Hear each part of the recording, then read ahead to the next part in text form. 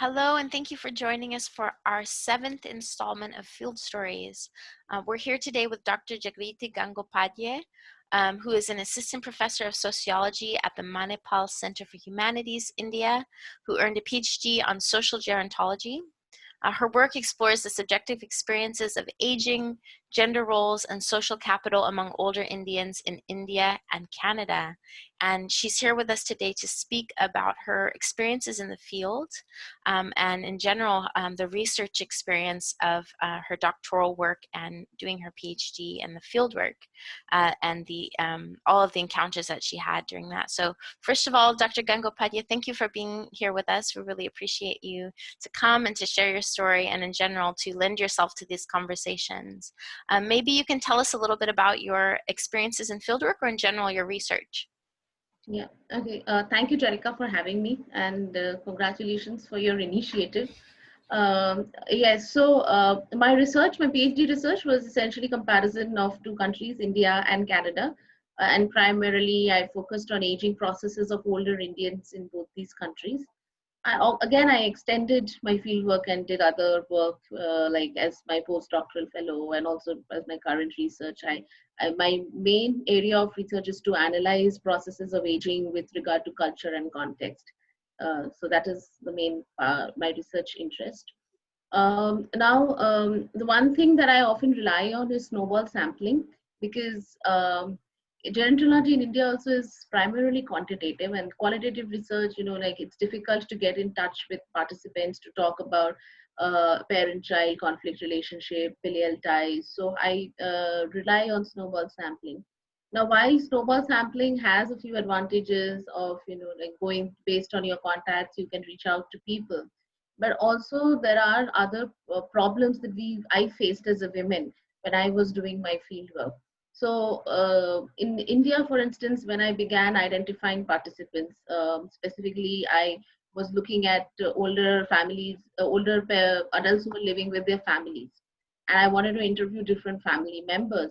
So it was difficult for me to reach out. So I started getting in touch with some local people of areas I knew and who could introduce me to those families. Now, because I was recording those interviews and I had a camera with me, so some often the gatekeepers who introduced me to the older people, they themselves thought that they could be celebrities. So initially, I also didn't know the place. So a friend would accompany me, was a male friend. And that time we would all go in a car. But one day my male friend was not free and he couldn't come along with me. So that day the gatekeeper came in a bike, and I could understand that why he got a bike because so I said that I was uncomfortable because so he said that because he told me that you can hold me tight while I drive. So I was very uncomfortable and I could not finally go for the interview. I told him that I can't sit on the bike, and I could understand. And after that he used to call me and in wee hours of the morning and ask me to come and do the interviews. And so I realized that I had to let go of the contact and I had to kind of again look for more people so that I could introduce myself. So this was one part of the gatekeepers in which they often try to take advantage of young women who are trying to do interviews. And the other thing, when you do interviews with older people, both men and women, so I am married. I was married and I still am married, but my husband and we didn't get a chance to stay together. We were living apart. Like LAT is also becoming prominent in India, so we still do living apart. Now, because of the lockdown, actually we're together. But a lot of the people actually advised me that since I'm married and I'm staying away, so I should actually finish my studies as soon as possible and join my husband. Also, there are many symbols that a married woman in India usually wears, which I don't wear. So I was also advised, like for next interviews, if I can wear at least some of the symbols that married women should portray, so that I look like a typical married Indian woman. Because this kind of a liberated young woman doing her PhD away from her husband, it's not just the men, it's also the older women who thought that I was breaking the norm. And while in the interviews, they always told me that, like while they're talking about their problems and issues, but they're very wary because they think I am this unfit person who has come to talk to them. So, and also older men. So this happened in Canada when I was doing my interview. So I heard that I knew he was a divorcee, and when I called him up and I told him that I would like to do your interview, so I would always call them to a public space and always meet them there because I also didn't know Canada that well. But he was very insistent. He wanted me to meet up in his apartment and talk to him there, and that too at very inconvenient timings. And he told me on the phone that you can stay the night. I have an extra bed. You can stay the night. And he was very persistent. Like even though I stopped taking his calls and even though I stopped replying, he was very persistent and he would keep calling me. I finally did not do, and because it was a small place, I understood that he has this reputation, which I got to know later on. And he also, of course, he told me that I'm like his daughter, but he was insistent that I spend the night in his house, and I was not at all comfortable with that kind of a proposition. Yeah, So these are yeah, of course. the This experiences is that I this want to share. yeah, this really exposes one of the big things, which is when we go to do field work, we give our phone numbers and our contact Yeah, information, and we really yeah, surrender ourselves to our exactly. interlocutors. And oftentimes, people using even fictitious kin, like, oh, they're like a daughter to me, or they're kind of inviting you like a family member into the home. It's difficult to kind of know and read the safety, because on the one hand, it's a wonderful point of Yeah, entry into getting to know people, but on the other hand, you are alone, and there you are kind of embedded into this situation and maybe not able to freely extricate yourself. And even if you were to change your number, then how will everybody else get in contact with you, and all the things you have to exactly. forfeit, right? Yeah. So wow, that is a good reminder of some of the larger problems that are not are large reaching, right? That's fundamental. Mhm. So of course, all these experiences shook me up at different points, and I often thought that I would discontinue. And I also realized that why, like there is very limited literature on older men living alone. Like there's a lot of focus on older women. So I was quite critical of that like before I began doing my research. But then gradually I realized that it is very difficult for women, especially, to go ahead and do research on older men or even to identify through gatekeepers, because you would be apart from the like always experiencing violence or this kind of sexual harassment. There's also that you would be given dictate they would dictate about your life choices and why you are doing this. And because in India, in that sense, even today when a girl is doing PhD, that itself is still considered to be like breaking the norm, that she is like really like coming from a different background, which is why she can do this. So for all these reasons, I often thought I'll quit my fieldwork, but then I continued doing it because I thought that like, and of course, not all older participants were like this. I had very good experiences with others as well. So it would be wrong for me to generalize that like all older people or all gatekeepers are like that. Most many of them were also helpful and did take Mhm. advantage of me. And but yes, this is true that even the gatekeeper I told you about at the very first instance, he first said like I'm like his sister, and then he tried to take advantage of the situation because he would always tell me that like we can click photos with each other and maybe I should do one of his interviews. So which is why later on I was advised that I should take some friend with me rather than going alone. So which I later understood and I started following, because it is dangerous in different points to land up in a place. So yeah, so this is Yeah. something that I Did thought. did you let your did you have someone to reach out and let them know what you were experiencing at that time, like your advisor or even your university, to kind of relay that this was not exactly a safe situation for you? Uh, no, but in my Canadian experience, I did tell my mentors and people who had, who were introducing me to participants, and they took care. I shared, and they took care. In fact, they told me that had I told them in advance about this, they would have advised me from the very beginning not to interview that older person. So, there was a more kind of an awareness in Canadian settings, Yeah. and yeah, But but you no, I really Mhm. yeah. Yeah, you draw out a really interesting point, which is so important, which is that when we go into communities where we don't know people, we don't know the Yeah, reputations they hold, and we yeah, are really at the mercy of this very naive and wishful thinking that everyone has good intentions.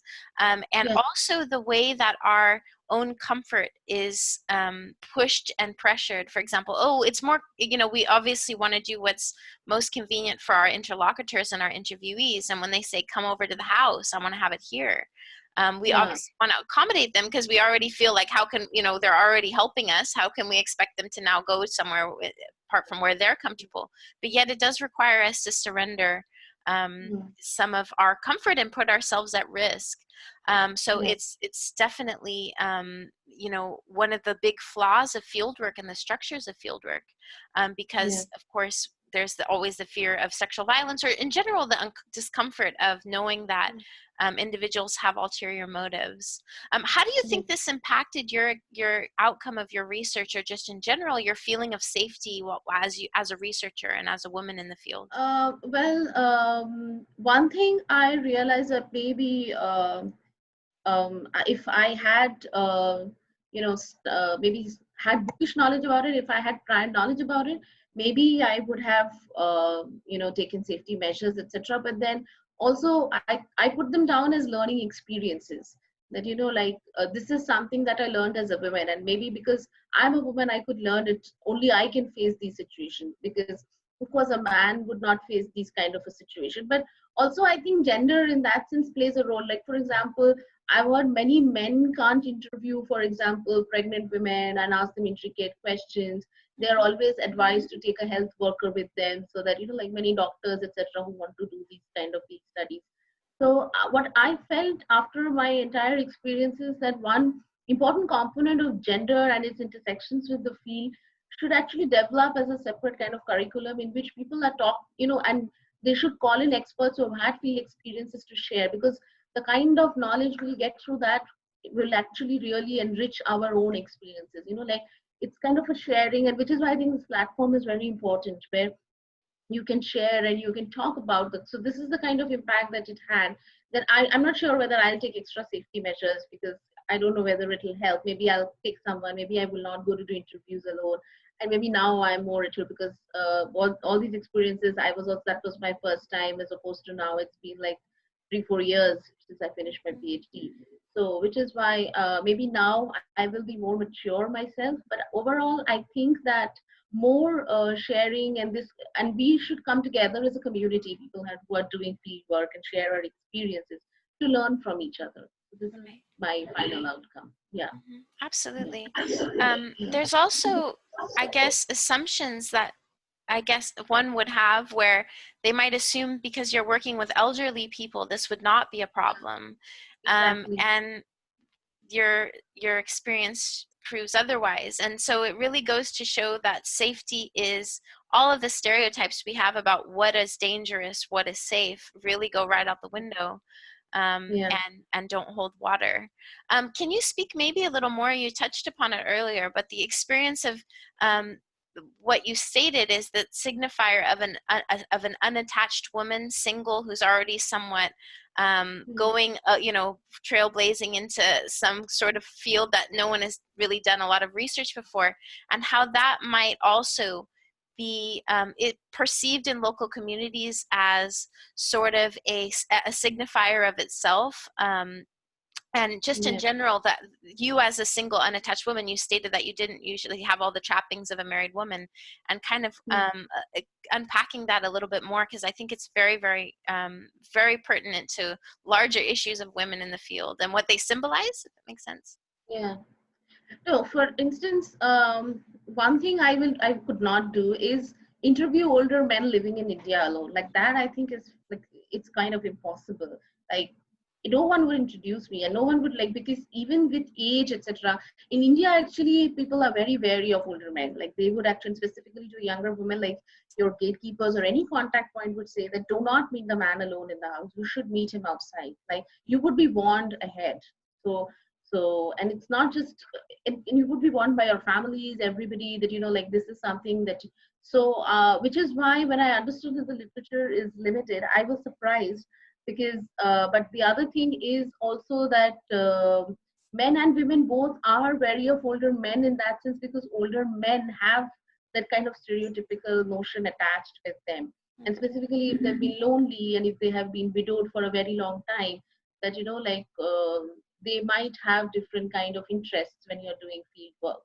So which is why often it is advised that we meet them in the public space. And and of course, so I had a different kind of an understanding in the Western context, and which is why I was quite surprised that this kind of an experience happened.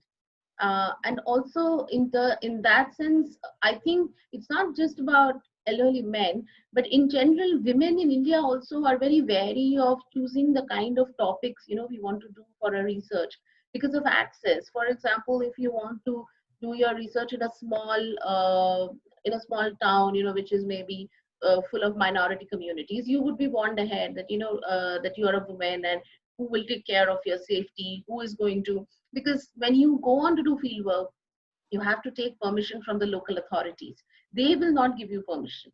Like as a woman, they will deny it in the very first place, that like that what are you doing? And often field workers are mistaken to be journalists, so they are also very wary of that kind of reporting we will do. And if you they will not allow you to, for example, record anything.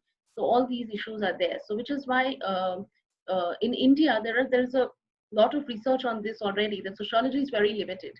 And one thing for that is sociology being limited as a discipline is people are wary of choosing difficult subjects because of lack of access, and because of lack of like whether we will be able to reach out and do the interviews properly. And I think I'm not the only person who's married and did PhD, but because in academia there are many women I know who have married and done their PhD, and they have also written now about the field experiences, which I read later on. They have also elaborated that how difficult it was them, and it was first the pressure came from their families, that that how their families were worried about their safety because they chose difficult fields, and which because they chose difficult paths to go and study over there. So in that sense, yes, I think I think the literature on older men in India would continue to be limited, because unless like some male field researcher plans to do research on that, it would be very difficult for women to reach out. Like nobody would advise women to go and do research in that sense. Yeah. So I really don't know the solution. Yeah. It's interesting because just reflecting on something you've said, when I was doing my field work, which was in the rural Balkans, or in mainly in northern Greece, it took a lot of time for me to convince people that I wasn't a spy, because they had this idea that maybe I was coming to check up on their taxes or see, the measurement. Because I was asking a lot of questions about, how old was the house built, who owns it, and the sizes of the land plots, and people were very suspicious. There is a lot of gatekeeping, and you draw on a very interesting point, which is that when people offer these gatekeeping services and connect you, they often feel like they have control, or that they have a say in what you write about, in the kinds of relationships that are formed, even in your own life decisions, and in general, that this feels like sort of I know for myself, I felt like maybe I had to follow that advice that they offered, simply to respect them and respect the connections they made, even if it wasn't at all what I wanted to do, or at all part of my plan. But this issue of gatekeeping in general, and what do we do when we kind of reject the advices, or even if we reject the advances of participants, then they get angry, or they have some sort of retaliation, and the risks that poses. You spoke briefly, but you did experience a degree of retaliation when you sort of had to negate these advances. How in general did that impact your work, or how or your feelings of safety? It can be very scary when somebody is relentlessly pursuing you against your will. How was that experience, on top of the stress of doing the research? And also, I was away from my family, because in PhD I was in a different part of the city, and I was away from my family, my husband. I was living alone. Actually, I thought that maybe I will not be able to continue. I thought that I will not be able to continue with my field work anymore, and I thought maybe I'll have to change topic, because in both cases I thought that maybe it would be difficult for me. But luckily, I found other people who helped me, and who enable me to do my research. And of course, I was wary of them also at the very beginning, because in terms of gatekeepers, I think it is very difficult to find female gatekeepers, and I always came across male gatekeepers. And so, in that sense, also it was difficult. But gradually, I started trusting the next set of gatekeepers, because unfortunately for me, at the very beginning of my research, I had very bad experiences. So it delayed my research. That it did. It delayed my research because it took a while for me to get back and start trusting people again and start doing research again. But and because I was shaken for quite some time. But yeah, gradually I could get out of it also, because you have to finish your PhD. that's Yeah. that's something that is always there. Yeah. Above all, finish that PhD. Um, Yeah. but I think that it's also valuable to talk about the toll of the emotional toll, but also the toll of kinship. I know very often what we see in Fieldwork Initiative is that individuals come to us and they're in the field and they're experiencing some kind of trauma. And we ask, about the support system, and they say, I do not want my parents to know. I don't want my partner to know. I don't want anyone in my family to know this has happened, because what they fear is that their family, first of all, will worry, but second of all, they'll say, come home now, cancel that research. Are you crazy? Get out of that situation. And they don't quite understand the passion or the goal that the researcher Yeah. has. Did you feel something similar? You talked a little bit about the family, the larger sort of kinship worries that if you were doing this in India, there would be family concerns.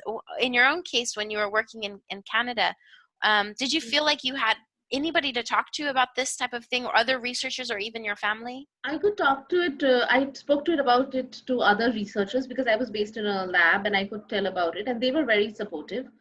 And my family was supportive. I spoke to them and they motivated me, and they told me that I should be careful, I should take safety measures, and they would always check on me. But they never dissuaded me from discontinuing my research or persuaded me to give up on my research, because maybe because I come from a family of academics. Like, my father is a PhD, my husband now is also a PhD, so they understand the passion associated with doing a PhD. So they never demotivated me. They always so that way I would say I got a lot of support. In fact, that is also contrary to the kind of support people get from their family.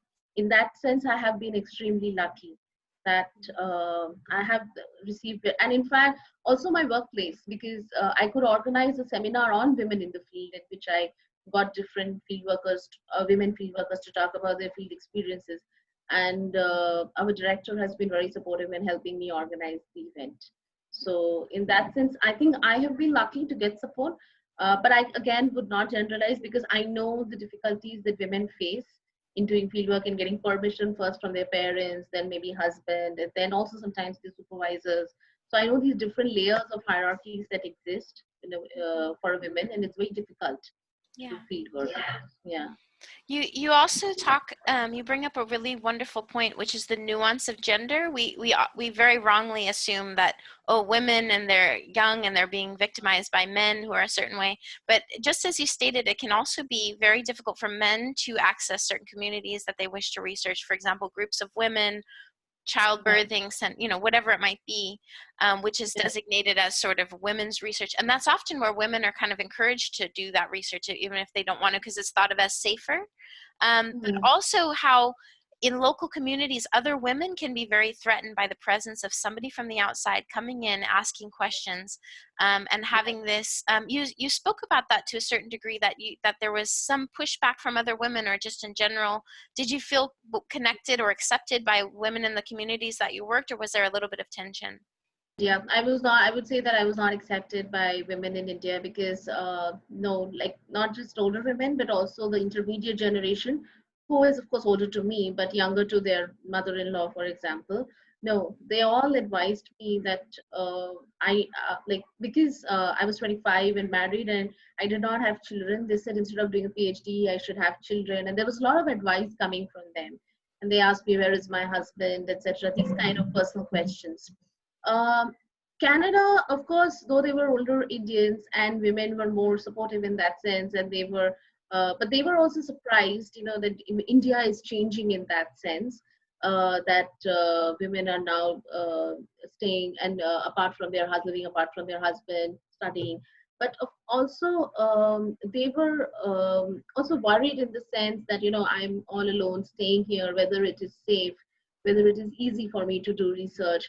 So no, in that sense, I would say that no, I did not get a community feeling from women. I wouldn't say they were threatened by my presence, but they were unsure about how this kind of a person can do field work. Like, is it possible? Is it possible for a young girl specifically to come across and do field work? How is her family allowing? How is her husband allowing? So these kind of questions were there for my female respondents as well. Both settings. Yeah, and we know what's common in rural spaces is people talk, and they usually know everything about who's around, and someone coming in, they very often gossip as well, and this can create a situation, especially, I mean, if you have an interviewer where you're going to their house and staying the night, that people will attach a certain meaning to that, and then your reputation or their gossip or whatever it might be can make it very difficult as you move forward, and not really taken seriously as a researcher, but seen first as a woman, and that can really take a toll on just imposter syndrome, but as well personal sorts of things. You addressed what my other question was going to be to you, was that how are things changing just in maybe the field of gerontology that you work in, or also within the context of Canada and India, that, or the places that you work, because you stated that there is some new wave of awareness. Maybe you can speak a little more to that, and also what remains that you feel to be done in order to make field work more inclusive and safer, not just for women, but for anyone in general. Yeah, one thing I think in the curriculum, there should be a separate section on how to do field work instead of just how to do sampling and the technicalities of it. The qualitative component, I think, needs to be enhanced, specifically with regard to curriculum in India. Like, for example, we are not told how to dress, right? Like, it's kind of, I knew, because I know India that well, I knew how to dress traditionally, because I knew if I wore Western clothes, or if I wore sleeveless, like, some people would comment on my choice of dress, and they would not want to talk to me at all, like, because so these things are also your name, because caste, etc., your religion, all of these plays a very big role, specifically in India, because they would say, like, many people might actually give you your interview, your interview, if you belong to the same caste and to the same religious community. So your own background plays a very big role while doing fieldwork. So little more awareness about that needs to be created. Also, I think one should have sufficient time, because when this kind of an experience happens, and one wants to let go and look for other gatekeepers or other older respondents, and maybe want to change fields, so it is good to have time. One thing I did not have time was in Canada. I had very limited time because I was on funding and I would have to come back. So I was also tensed whether I'll be able to finish these many interviews, because it takes a while to get to know your participants and to build rapport with them. So I think all these components need to be informed to a field researcher before he or she begins doing field work.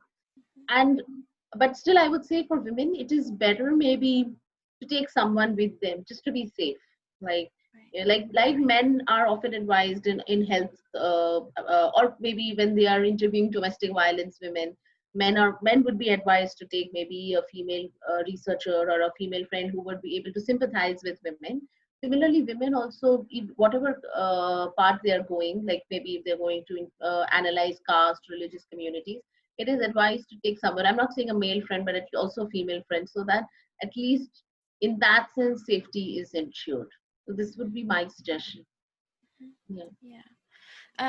Absolutely. You spoke about training, and it just always amazes me that in general how little training there is for fieldwork, because it's kind of thought of this time, well, you'll go out and create the manual yourself through experiences and some failures and finding it out in general, and there's an added sort of I'd say catch-22 for women, because or many members of the LGBTQI or transgender individuals, because one of the biggest sort of jokes is that, well, for fieldwork you kind of sit around and wait for people people to trust you and come talk to you. And as a young researcher, if you go out and the first people that come to you, you're quite grateful and in general accepting. And oftentimes those individuals might bear, wrong intentions, not always, of course, but they very well might. And it takes maybe a lot of difficulty and even some trauma or some violence or a lot of discomfort to find that out. But yeah, it's the lack of training is definitely across the board something that's needed. Did you happen to get any training that you can recall before you went into the field, or was it the same sort of you figure it out on your own and prove that you can? No, I figured it out on my own. No, I did not receive any training, which is why now I'm training my students. I train them well. I tell them in advance now because I was very naive and I learned it on the field. In fact, the very fact that this can be a part of the curriculum or this people can talk about it, write about it. As I told you, I realized this much later. Like I realized it when I got a job and I was teaching, and in fact, conversations came out when I was telling these things to my own students. And when I organized the seminar, I realized that this is a very important issue that needs to be talked about. So no, I did not realize, and also I was not trained at all. So in that sense, also I learned the field was my learning ground. Yeah. Right. Yeah. Yeah. It's very true that when you're going through it, you don't necessarily grasp it in the same way that when you look back Yeah. after it's finished, because the pressure you feel to get the data, also in general, the sort of perspective that you have in the aftermath, and you're just not aware, except, when you look back. I feel that, and many others have stated that when they were in the moment, there was naivety, but there was also a lack of awareness. I guess hindsight is 2020, but in general, it's sometimes not until later until you go, wow, that was really not how it should have been, and that's not okay. Maybe also because we've never did field work, as you said, when you're a young junior academic. And I mean, did you ever remember hearing stories about sexual harassment in the field? And I don't remember ever hearing any. And so that lack of awareness, right? Yeah, no.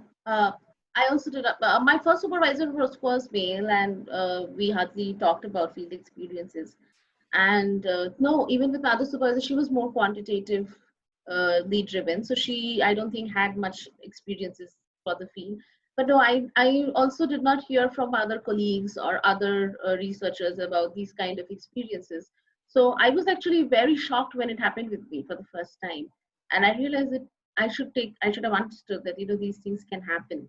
So no one talked about it, and I think there is still very limited understanding about these kind of factors of sexual harassment, misogyny, patriarchy within the field, and specifically with regard to India or maybe South Asian countries. Yeah. I think it's also very heartbreaking when you're young academic and you go into the field and you very much are in the mode of a researcher, and then you realize that others are perceiving you as a naive woman, maybe, and that there's a little bit of not wanting to accept that, perhaps, or just the lack of experience, as you said, first seeing it maybe with virgin eyes of what's actually happening, especially when people want to participate in your work and they believe in you, and that's sort of their point of entry into getting to know you or getting your phone number or getting that time next to you. So yeah, it's so true that these conversations are very sorely needed, and we thank you so much for lending us your story and for telling us and shedding more light upon that experience, because it's that sense of awareness that you speak of. Do you have any maybe final thoughts or final comments that you wanted to share or state, or in general, maybe tell us about the work you're doing now, or anything at all that you might want to impart onto us before we thank you for joining us and hand it over? So currently, I am actually analyzing the impact of the lockdown and COVID-19 on different groups like elderly, working mothers, etc. So that is what I'm doing. I think it's Very much relevant. safer. Very relevant. All right. But I think it's much safer now because it's all telephonic, because we can't travel. And so I think I realized the worth of telephonic interviews during this lockdown, and that needs to be encouraged.